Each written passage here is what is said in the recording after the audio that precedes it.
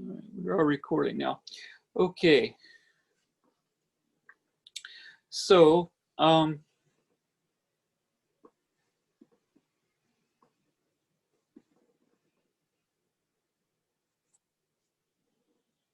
right. So this afternoon, first thing I want to ask is, does anybody have any questions that you want to ask? Anything that you're concerned about with regard to anything going on in the course? Anything you need clarification about, and so forth? I do the discussion boards. Uh, Yeah, like I haven't seen anybody like post on there, so I don't know if I posted it on the wrong place or how that works. no, you probably posted in the right place. What you do is you click on the group link in the weekly folders. So, for example, this week is week 3, so you click in the week 3 folder, and there's a link in there that says collaborative creativity group. You click on that, and it leads you to a group page. And in that, on the side, you'll see a tab that says group discussion board. So you click that, and then what you'll see when you click on the discussion board is you'll see a number of some of the discussion boards are set up slightly differently. So it'll either be a bunch of different posts in there or threads.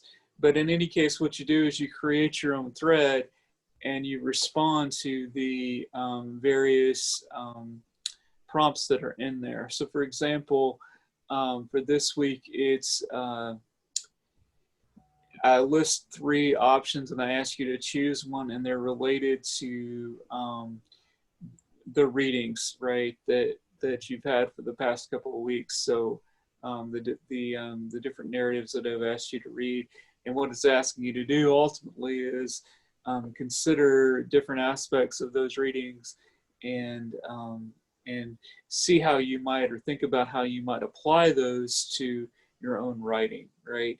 But I'm only asking you, for example, in that exercise to choose one of the 3 different options that's on there. And the discussion board, you should participate in it. It is not, okay, it's more of it's intended for invention. So it's not as though for each discussion board posting that I'm asking you to create a fleshed out essay or something like that. No, I'm not. It's not like the weekly reflections, for example. You know, you might respond with like a paragraph or 2, or something to that effect. But so it's not. It's more casual in that regard. Okay, but you should be participating in it and considering those elements, because that's the intention of it is to get you to be thinking critically about your writing, right? And right now, specifically about the creation of narrative. So does that answer your question? Yes. Okay. Okay. So yeah. Um, so so the main thing is some of the boards, they're they're individual boards for each post. For some, it's threads within the main board. It just depends on how that particular board was set up, but it's not too terribly difficult to figure out once you're in the discussion board area. Um, you know, typically there's anywhere from and Blackboard did this randomly, right? Um, but typically there's anywhere from 5 to 3 people in the discussion board group.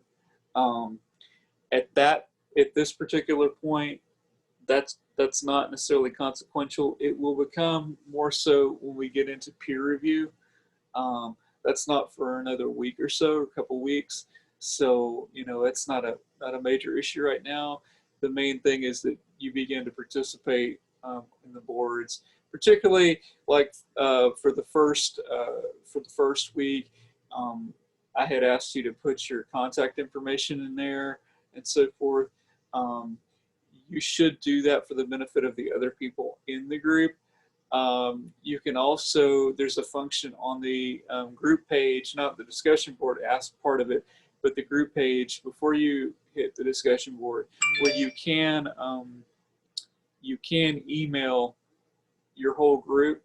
Um, there's a button there that allows you to do that. You can also file share with your whole group and so forth, so that when you get into the peer editing process, that's a facility for you. But we can revisit that when you get closer to doing peer editing.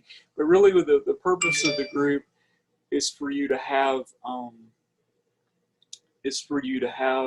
so those facilities there to help you to at least in this distance learning environment to develop some working relationships with at least a few students, right? That hopefully you can trust and depend on to some degree. Of course, the groups aren't necessarily always ideal, and it doesn't always necessarily work that way. Um, in any case, regardless of how the dynamic, comes out, you can always, and this is my other point with regards to the discussion boards, you can always reflect upon that in your weekly reflections, right? So if you had like a shitty time on the discussion board, right, you can reflect on that experience, right, in your weekly reflection. So it becomes fuel for that reflection, right? It becomes subject matter for that reflection, or partially part of that reflection, right? So for example, same thing with the exercises themselves on the discussion board. If you found a particular discussion board exercise engaging, right, you can write about that in your reflection. You could talk about what you got out of that. In other words, and a couple people have done that, right? The when I so for example, I have about 100 students, give or take, right now. Maybe 12 of you are participating on the discussion boards right now. Of those who are, they have begun to write about the discussion board experience in their reflections. So it becomes more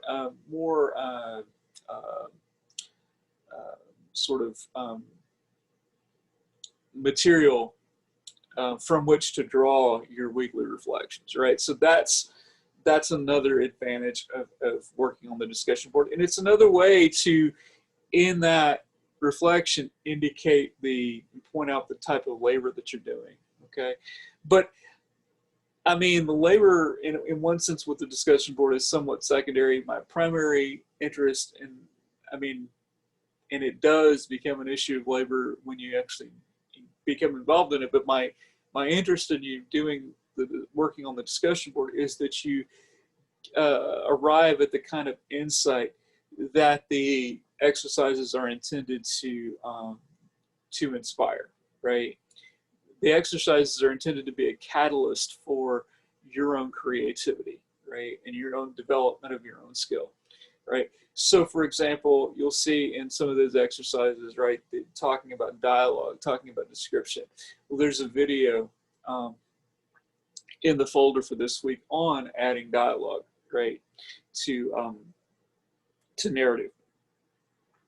Okay, so, and of course, the assignment for this week is, not this week, the assignment essentially for September is the narrative essay. So, and some people have already begun to write about how they are anticipating approaching in the weekly reflections, right? The reflection for last week, talking about how they intend to approach the narrative essay and so forth, right? So that's all really good. That's where you should be thinking at this point. You should be thinking about what you want to write about for your narrative essay and so on. So is that clear? That's kind of my rationale behind the discussion board and why I was kind of emphasizing that, you know, you really should be looking at it. You really should be engaging in it. Now, that being said, when you do get into peer review, I don't necessarily insist upon you peer reviewing on the discussion board. I will post the peer review prompts on the discussion board, but you can peer review offline, so to speak, or you can use, you know, different means. I mean, you could even Zoom chat or WebEx chat with each other, or text each other, you know, file share. You can do whatever you need to do to accomplish that peer review goal. You don't necessarily have to do it on the discussion board, even though that's where I will post the prompts, because the discussion board isn't necessarily always ideal for that. And again, if your peer reviewer falls through for whatever reason, your other option in that vein, right, is to write about the absence of that experience, if you will, in your weekly reflection. That's not ideal, but it is an option, such that you know, somebody else's lack of participation will not affect your performance in the course, or will not affect your labor in the course. Okay, so that's that, as it were. So any questions about the narrative essay so far, as for, in terms of approaching it, beginning to look at, beginning to think about what you want to write about, and so forth? Any thoughts on that?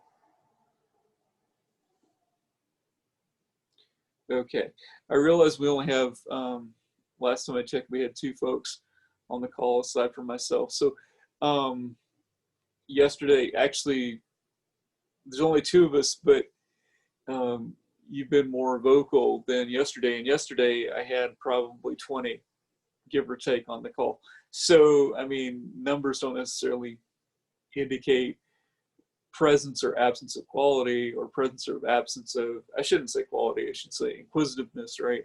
So anyway, I'll break down a little bit about narrative, kind of maybe retread some ideas for the sake of review, and for the fact that, you know, I did not press record yesterday on, you know, so for the benefit of the folks that were not on the call yesterday, and so, or on the call this afternoon. So really, the power of narrative, the appeal of narrative or storytelling, right, is that storytelling we use as a species, right, as a species that communicates, right? We communicate through metaphor. Okay, we in other words, we use storytelling to make our reality real to somebody else, right? To bring somebody else into our realm of experience. And we do this, right, through by using the familiar, or that which is familiar to the audience, right, to describe something that is unknown or unfamiliar to the audience, thereby creating a pathway or creating a window or an avenue by which the unfamiliar can become more familiar. Trying to facilitate empathy, if you will, as a function of the imagination. Imagination in the sense of the audience being able to image, right? Being able to image or create, or co-create, if you will, that which they are reading about, right? Because if you think about it, narrative is an act of co-creation in a way. We have the author, right, the person writing the narrative, but then we have the audience who recreates the narrative in their mind, right? So it's an act of co-creation in a way. So that being said, if we go back to the video that I posted for last week, the narrative for kids, excuse me, the rhetoric for kids, in that video, it's funny and kind of, slightly annoying, and you wonder, how much caffeine and or other substances that guy was on to create, or how little sleep he must have gotten doing that. He looked rather crazed in that video. But the point being is, his premise was, you watch his video and you'll be able to convince your parents to let you stay up late, eat more candy. Now, the audience for his rhetorical appeal was parents, right? He was very well aware of the values, the understandings, and so forth of the parents. So he was able to direct his rhetorical appeals at generic parents or his parents specifically. So in your writing, particularly when writing narrative, writing anything, right, or communicating anything in a more general level, and there's a whole philosophical school that talks about writing and speaking being the same thing, or whether or not writing and speaking are the same, and so on and so forth, right? But the idea is communication in general. You have to understand or know who your audience is, right? Because your audience is going to determine the language that you use, the metaphors that you use, right? To facilitate that communication, to facilitate that connection, to facilitate that point of connection, right? That point of empathy, if you will.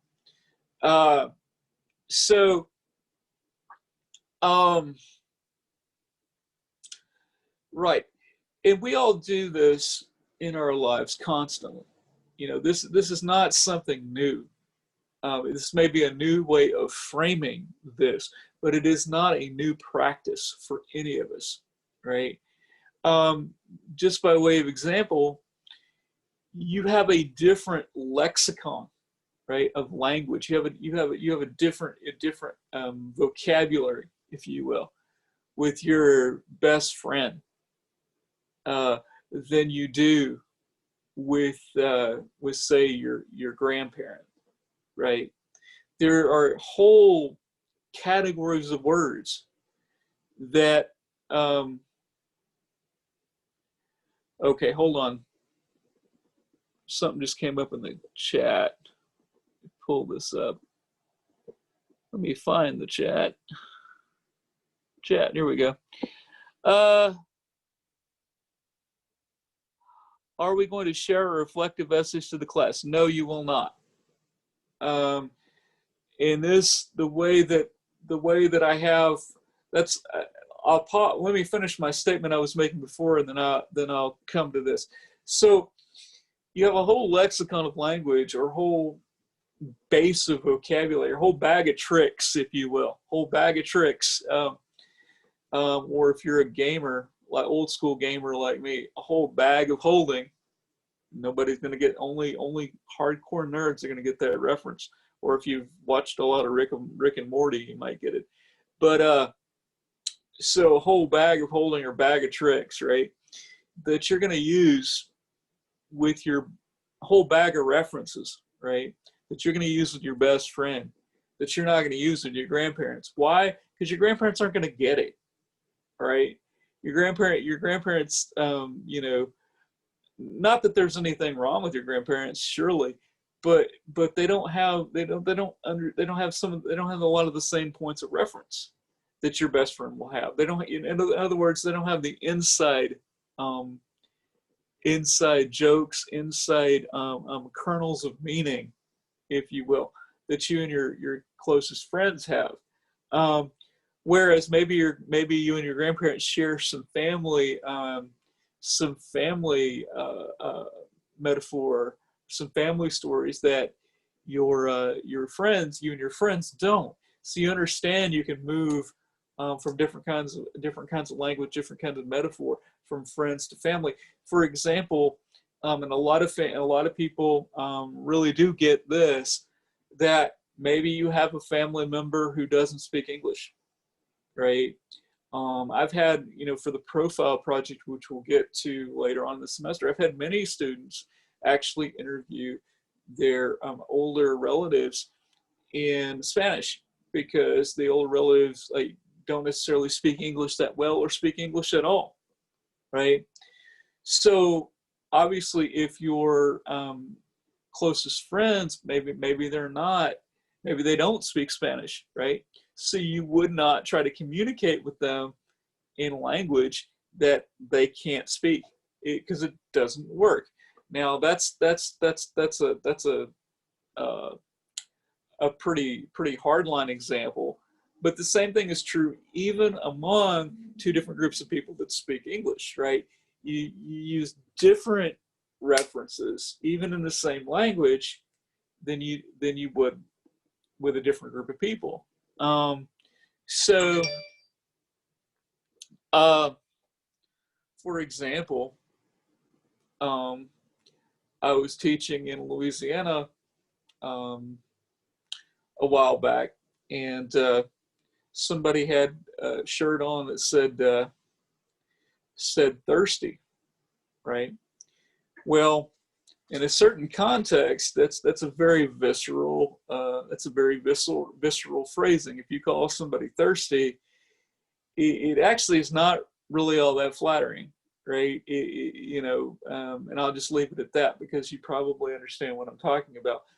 But the context on that shirt was, it was a shirt related to a particular church, and they were talking about, like, it was a church, like a Christian metaphor, like thirsty for living water, thirsty for Jesus or whatever, but it just had thirsty like big letters.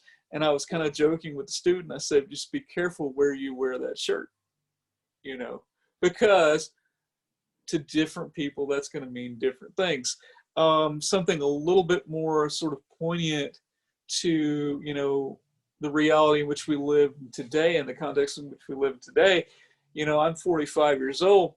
A young man, well, I can't say young, but a dude that was my student a few years ago, same age as me. So we were, and he was my student, but we were also, closer to peers simply because of our age and because we grew up in similar circumstances and so forth. So we had a number of conversations. But point being is that he was a Caucasian gentleman, and he talked about having gotten at like 19, having gotten a Confederate flag tattoo. And for him, when he got the tattoo, being a kid from from South Texas and whatever, and and I he grew up like I did with Dukes of Hazzard, you know, and we all thought that General Lee was really freaking cool. When you're a little kid growing up watching that, you don't necessarily understand the historical implications of the Confederate flag. You don't even understand that the Dukes of Hazzard were bootleggers. You don't get that as like an 8-year-old. That doesn't. You don't even realize that the mechanic is named after a very significant part of the female anatomy. You don't get that as an 8-year-old, right? You just see the car chases and the crashes and all that stuff, and you're like, wow, this is really cool, right? So, but for him, the Confederate flag was like the General Lee. It was like, oh, look at these dudes, uh, you know, outsmarting these bumbling cops and so on and so forth, right? So, at like 19, he got this Confederate flag tattoo. Well, there's a far cry between 19 and mid 40s. So that it takes on a different context as one age, ages and so forth. So couple of things to take away from that. One is that meaning of a metaphor, and the Confederate flag, a flag is a metaphor, right? A flag is not, a flag in and of itself doesn't mean anything, right? The meaning of a flag is what we put into it, right? And what others have put into it in the past, and what that comes to represent, right? But the piece of cloth, the piece of woven cloth itself, doesn't doesn't necessarily mean uh, doesn't necessarily mean anything, except what it comes to mean in a cultural consensus, right? So, you know, um, when he had that put on his arm, he was thinking General Lee, whatever, but he came to understand over decades, right, how offensive that symbol is, right, to a very significant group of people, right, that represents oppression and otherness and so on, right? So, you know, and and incidentally, and I know you probably heard this in high school and whatnot, but that's the difference between ignorance and stupidity, right? Stupidity is like a lack of intelligence, right? A lack of awareness, right? That's what stupidity is. Ignorance simply means you don't know, you're unaware, right? In terms of, you just haven't been um, uh, given a window into the information, right? So the ignorant 19-year-old kid put that on his arm, right? Um, Ignorance is excusable. Stupidity, racism, so on and so forth is not. That's a different category, right? Because ignorance can be corrected, right? Uh, so, in any case, um, something like the Confederate flag's a powerful, powerful metaphor. Um, so, anyway, back to and that's the whole big debate now, is in terms of should we remove Confederate statues and so on and so forth and all of this. Personally, and this is just my personal opinion, you can give or take whatever.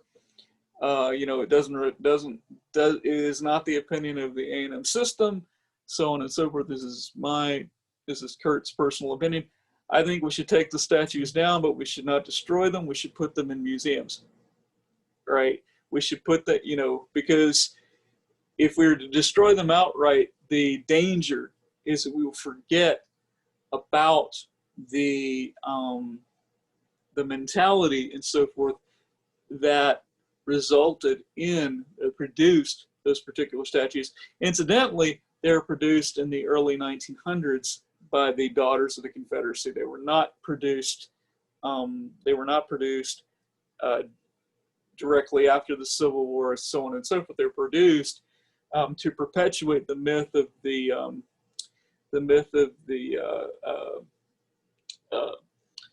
noble South, and this whole thing, right? But anyway, if we were to destroy that, we would it would be more likely that we were going to repeat something like that, because because it would be out of our minds. We would forget, or we wouldn't reflect back on, okay, this is where we were, this is how we thought, and so forth. So that's the danger, for example, of Holocaust deniers, right? Is that if you deny, if that type of atrocity is denied, it's more likely that something like that would occur again if we're not revisiting, that, and we're not looking at what the causes of that what the causes of that was, and so on and so forth, right? So storytelling can be very powerful because it, looking at our time here, storytelling can be very powerful because it brings, it invites the audience to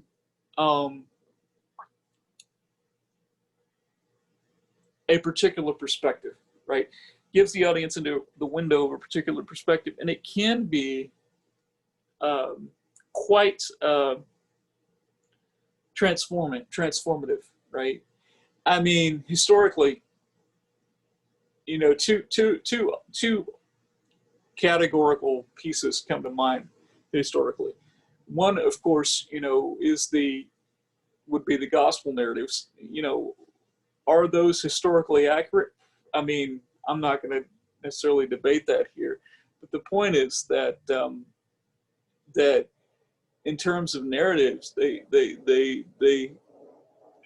have affected a lot of people over the years, positive and negative, depending on one's perspective. Okay, and they were intended to do so. They were written for particular audiences, right? And in the with the concerns of particular audiences in mind. Even the most conservative of theologians will tell you that.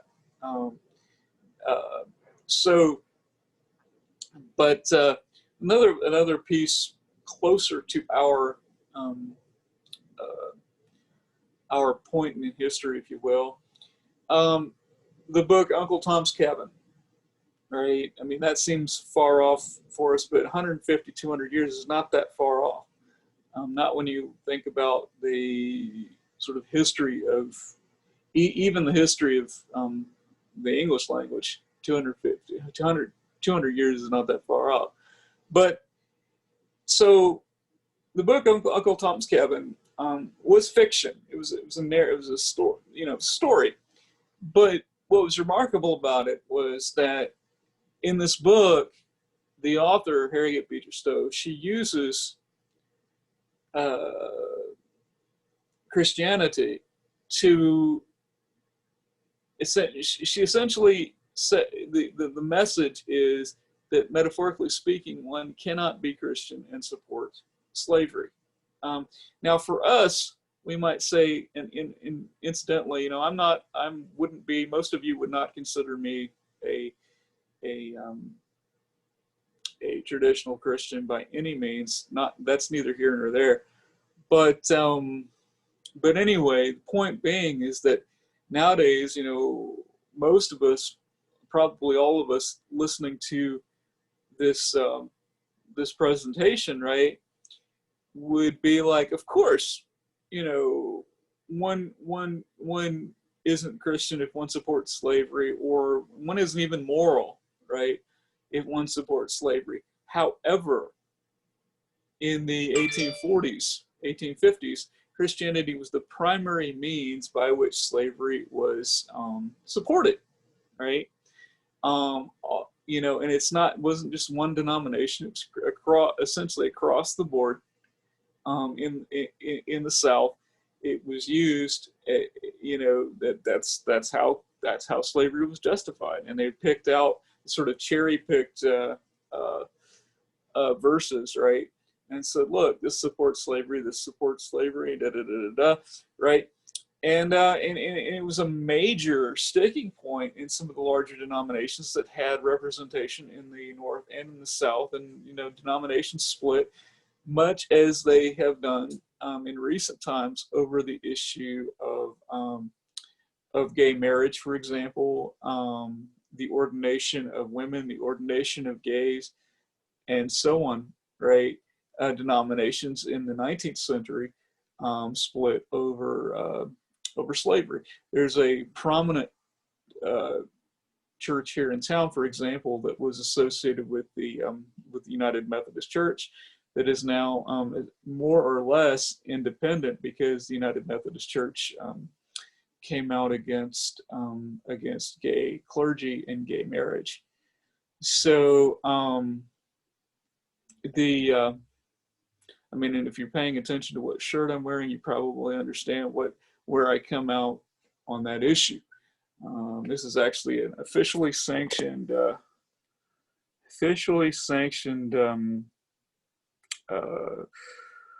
Tamusa shirt. Actually, no, this is not the Tamusa Pride shirt. This is the Pride. Okay, yeah, different shirt. But there's a Tamusa one that has the Jaguar on it. This is not the Jaguar version, but anyway. So, but anyway, point being is that, you know, narrative storytelling and so forth is a means by which it's almost a primal means, right? Storytelling is we've been doing storytelling, engaging in it since, you know, we've been, as a species, have been sitting around fires, you know, trying to keep the creatures away at night, you know, from eating us. Right, at night we would sit around the fire and we'd tell stories about various things to try to protect ourselves and protect our children from going out and being eaten, basically, right? So, you know, it's almost a primal need to communicate one's reality to somebody else. So this is what we're engaging in, you know, when we're writing narrative. We're communicating our reality, our significance, our meaning, what it means to be us, right, to somebody else on some degree, via these narratives. Now, you're only writing ultimately a 5-page narrative here, right? So, I mean, some people ask, and this is a very pertinent question, you know, how long should the narrative paper be? And I said that the initial draft should be somewhere around 2 to 3 pages. The final draft should be around 4 to 5. So we're looking at that kind of like the sweet spot. It can run longer, but the sweet spot's around, you know, 3 to 5, right? So we're not talking about huge essays here.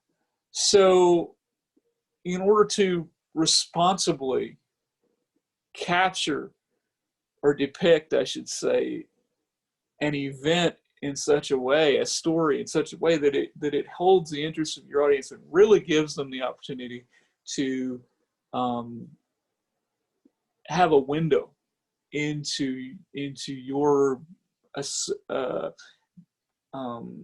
experience, is to really kind of hone in on a specific event. The sort of buzzword when you're talking about narrative is specificity, right? Is specific, right? And so think about that. The more specific that you can make it, the more detailed you can make it, the more than likely, the stronger of an impact it's going to have, right? Because the easier it will be for the reader to make it real for themselves. Okay, so back to the question on the chat. So let me pull that up again.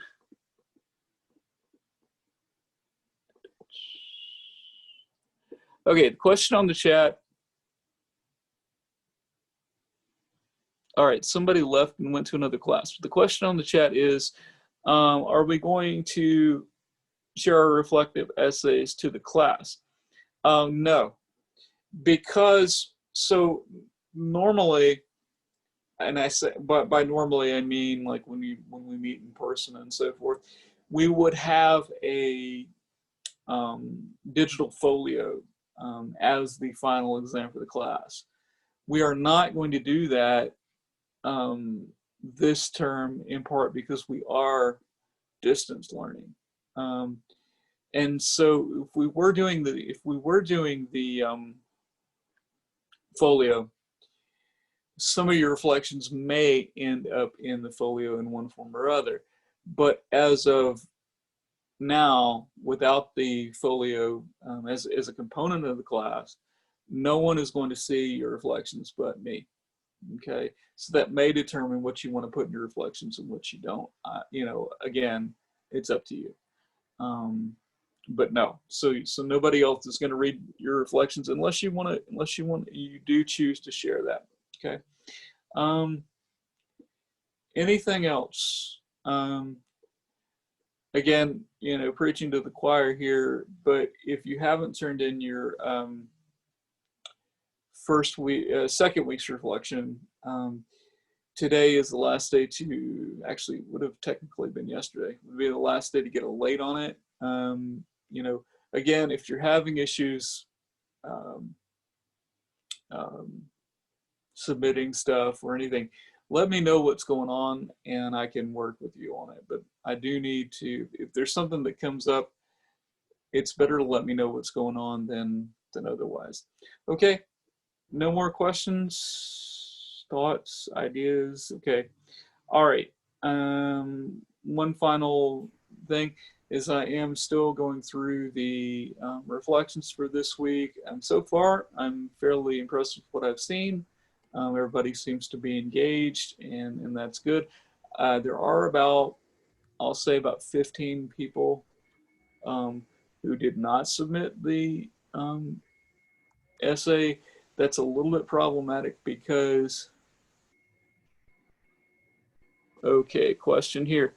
Videos and readings, do we, probably what you meant is, do we really need to watch them all? So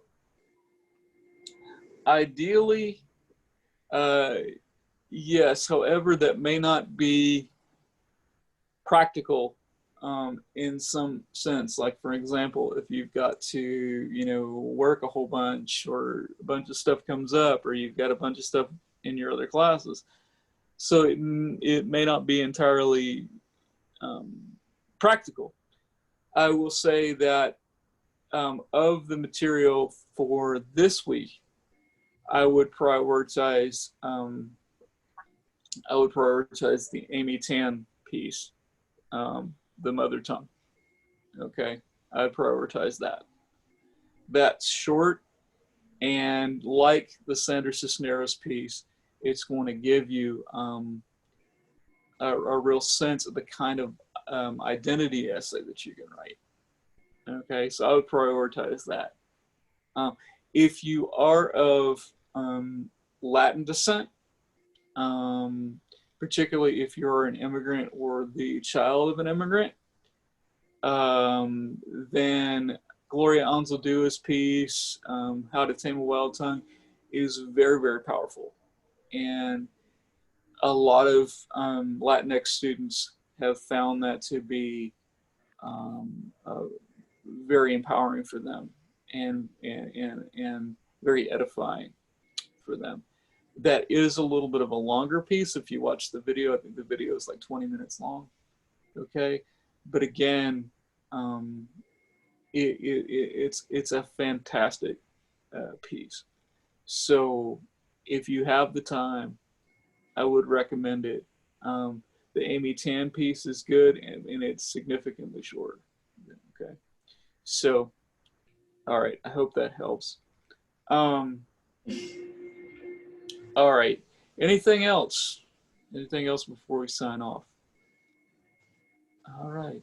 Hey, I appreciate your time. Again, if something comes up, let me know, and we'll address it. Okay. Thanks a lot. Have a great day.